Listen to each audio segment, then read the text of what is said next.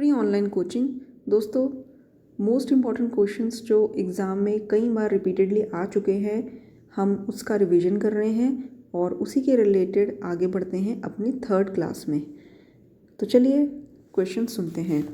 आरोग्यवर्धिनी वटिका प्रथमतः वर्णन कहाँ मिलता है? रस रत्न समुच्चय में। वंगसेन किस आयुर्वेदीय विद्या का ग्रंथ है? वंगसेन किस आयुर्वेदीय विद्या का ग्रंथ है? रस शास्त्र का ग्रंथ है।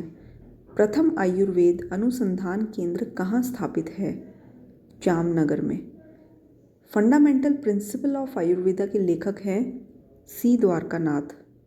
Fundamental principle of Ayurveda and इसके पिछले एपिसोड में मैंने आपको बताया था इंट्रोडक्शन टू काय चिकित्सा, इन दोनों के लेखक सी द्वारकानाथ हैं।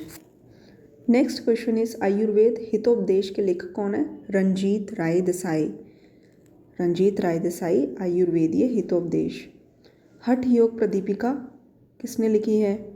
स्वात्मा राम ने। गुरुकुल कांगड़ी स्थित है हरिद्वार में। खरनाद संहिता का संबंध किस आयुर्वेद विद्या से है? भूत विद्या से। ठीक है। जीवक किस विश्वविद्यालय का छात्र था? तक्षशिला।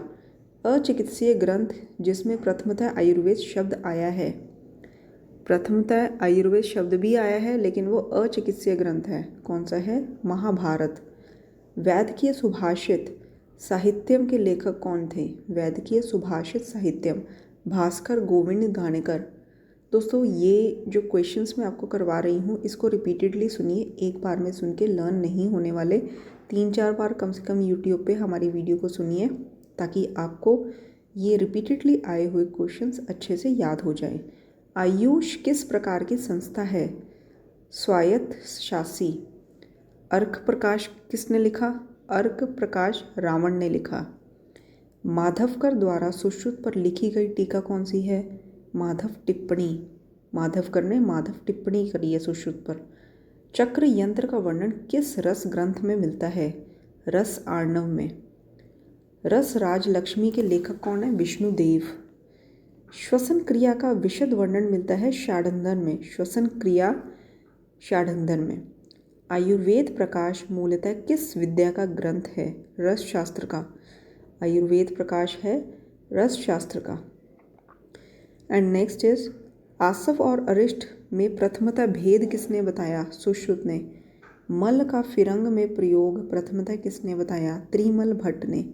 बबूल और अहिफेन का चिकित्सा में प्रयोग किसकी देन है? बबूल और अहिफेन शोडल की। वाग्भट अनुसार वर्ण किस वायु का कर्म है? उदान वायु। वर्ण जो है उदान वायु का कर्म है। नेक्स्ट इज वाग्भट स्मृति किस वायु का कर्म है? वाग्भट अनुसार स्मृति किस वायु का कर्म है? उदान वायु। वर्ण और स्मृति दोनों ही उदान वायु के कर्म है। इंद्रिय धारण किस वायु का कर्म है? प्राण वायु का। साधक पित्त का स्थान कौन सा है? हृदय, ऐसा वाग्भट कहते हैं। रस धातु का वर्ण होता है श्वेत। मज्जा धातु का वर्ण होता है रक्त। रस का श्वेत होता है, मज्जा का होता है रक्त, याद रखिए। डल्हन के मतानुसार मूत्र का पंच भौतिक संगठन क्या है? जल और अग्नि। पुरीश का मुख्य कर्म क्या है? स्तंभन करना। षट चक्रों की स्थिति होती है मेरु रज्जु में। षट चक्रों की स्थिति कहाँ होती है? मेरु और रज्जु में। आयुर्वेद अनुसार मूत्र निर्माण होता है अमाशय और पक्वाशयगत नाड़ियों से। ओजो व स्त्रोत के मूल हैं हृदय और दश धमनियाँ।